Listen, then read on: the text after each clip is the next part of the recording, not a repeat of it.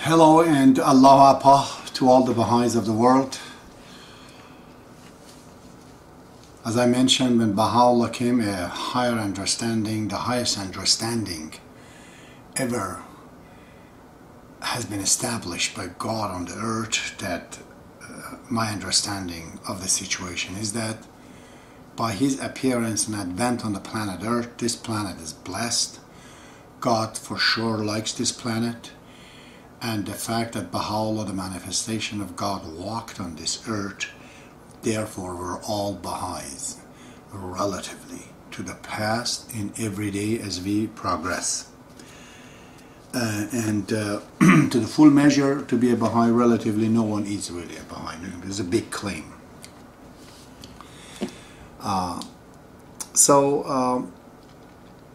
I spoke about the unity and the lack of unity, the lack of love.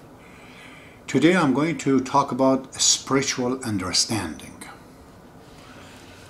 Understanding is absolutely the highest measure that one can estimate the power of an individual with respect to their spiritual value. It seems the whole purpose of this planet and the revelation of Baha'u'llah is to create that understanding in people. And this understanding is really consists of getting bigger, larger, growing up. It is like when I said before, an example, when we are at the age of 10 and 8, we do not know what sex is, and the whole world tried to explain it to us. Still, with all the information, all the knowledge, we don't understand it. But if they stop, instead of teaching us and informing us, they just start feeding us good food, so we grow up, then we will know it by ourselves. We will discover it. So the difference between 10 and 15, or the time that we don't know what sex is, and then we grow up to know what it is, you just imagine how much of an understanding is involved. So, in the same manner, if we continue our soul, spiritually we have come to an understanding. It's so huge that the whole world looks transient. We totally understand the purpose of why we are here, what is going on, and what should be done. So that is what God wants us to know. Knowledge, informations, all of that is nothing but a goal. Even the faith of God. When you die, you do not know anything about Baha'i faith, none of these words, none of it. The consequences of that, it has made you to grow up, becoming bigger towards the truth and towards who you are, and then the goal is achieved.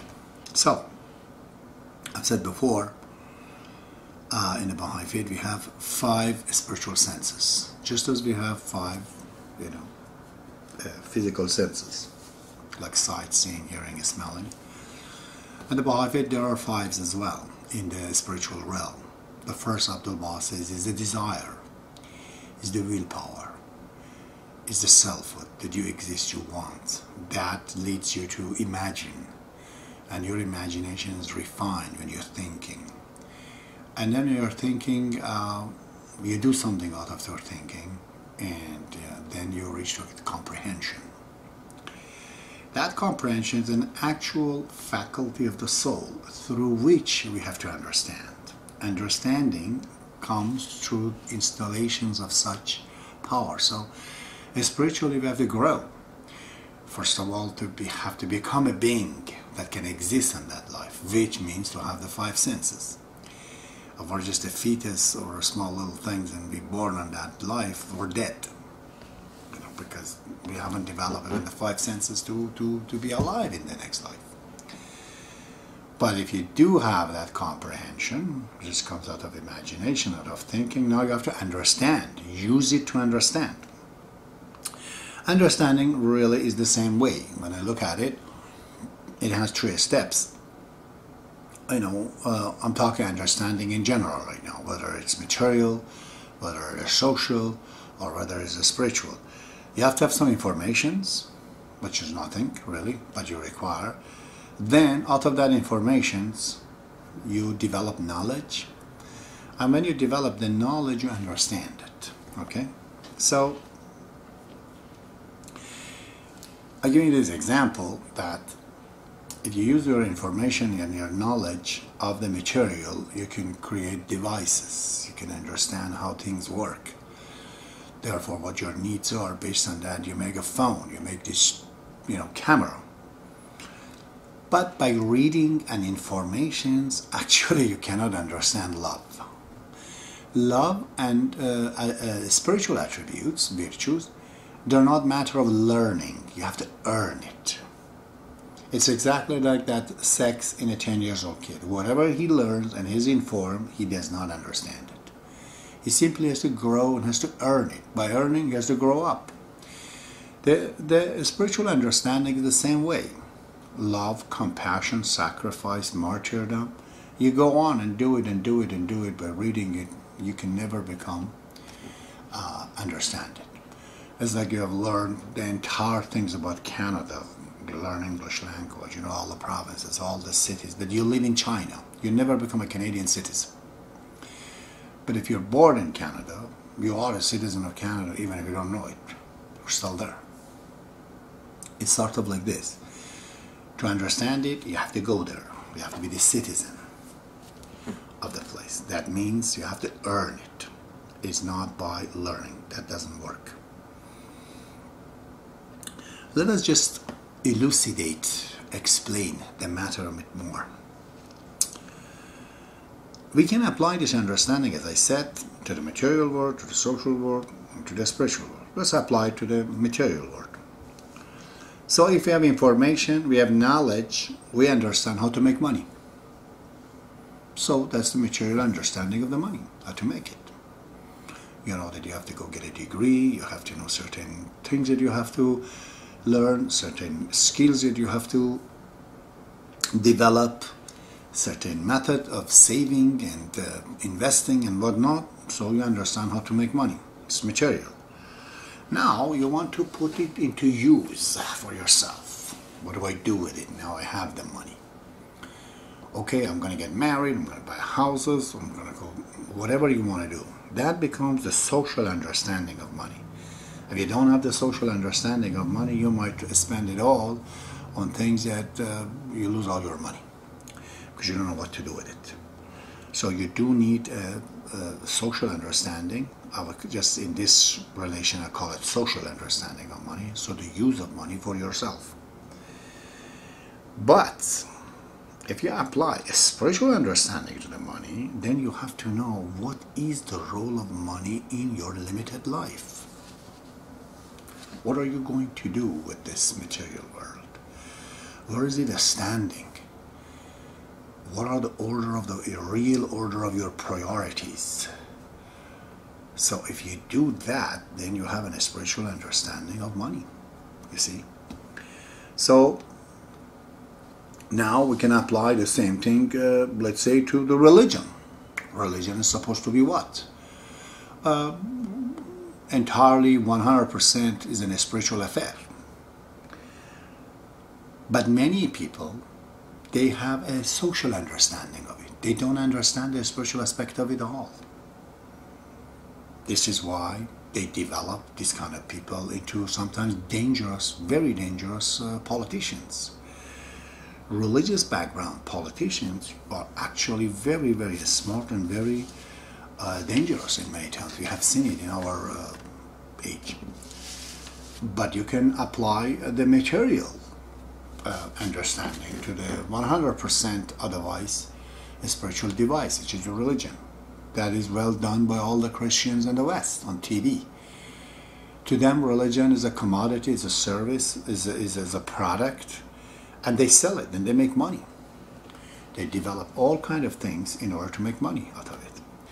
So, but most of the people, they have usually a social understanding of the religion. They're looking for some immediate solution. What is it going to do with my loneliness, with my marriage, with my shyness, with finding friends, okay? And then it comes the way they dress some nations. It's because of their social understanding of religion, how they, attire themselves, or whether they put beard, or how they, comb their hairs even, about their body, or their marriages, or birth dates, or their burial systems. And all of that are actually the social aspect of the religion. You can take the religion, which is a spiritual product of God, but you could use it with social. It's like the child, the guy who just came from somewhere that has not seen phone in his life, let's say. You give him the phone and he takes the handset, you think it's a hammer, and just trying to, crack down some kind of a knots with it, because he doesn't know what the device is for. So a lot of us are doing that. Unfortunately, the history of mankind with respect to Christianity and Islam, it's full of this misconceptions of the religion, that they take it, they turn into a politic, they turn it into borders, they make nations ultimately out of it. They may not be completely wrong, as long as you don't halt and stop at the social understanding of the religion. Sure, it has social values that are useful here, but the issue is a little bit bigger. I, in fact, have seen the Baha'i faith in Iran and in here. It's absolutely, this is the most spiritual gift of God to mankind. It has turned absolutely, in Iran especially, where I was there, into nothing but a social structure. The way they were dressing, the way they were talking, it was all about what have you made in your life and how you present yourself among the Baha'is. If you didn't have the attire, you didn't have the job, you were the poor, you had no place. They would not see you as a person, that, unless in certain cases, but generally speaking, it was like that. These issues are ruling and governing the Baha'is Iranian right now anyways, that I've seen in the last 15 years. My best friend cannot talk to me because he's afraid of getting, losing his right, getting excommunicated. I remember when the Consul Qadirian, he says that I'm confronting you with this issue. I tell him, sir, my friend, a Baha'i friend, you're trying to make me be afraid of this? 30 million Iranians, they could not stop me from being a Baha'i. I've been put in jail, beating and everything. 30 million of them. I told him no. Now, how many Baha'is are you in the world? Are you trying to threaten me? Confronting with me? I thought you have a method to guide me. I thought you have a method to... I'm so sorry, I said, for this understanding that you have. As if in your little world, you think you have engulfed the world and they're comprised of the Baha'is, and outside of that, humanity doesn't exist. And you think if you kick me out of those little worlds that you have of these Baha'is and the Baha'i community, then I lost my happiness or this or that. Because it is so